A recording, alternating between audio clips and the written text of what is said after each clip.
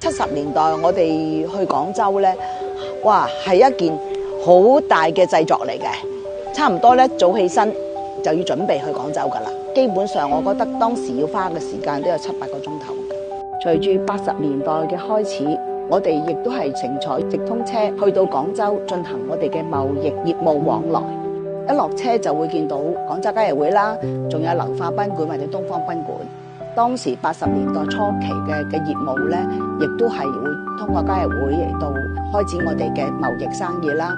我哋商人咧就係每一分鐘都係錢嚟計緊嘅。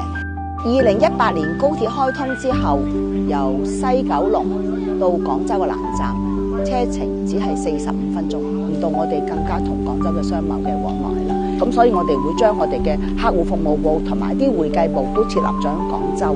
大灣區嘅交通樞紐方便快捷咧，令到我哋呢啲經貿人士就係會一個好大嘅喜悅嘅，亦都睇到國家高速發展嘅一個表現。作為中國人，我哋一個好欣慰。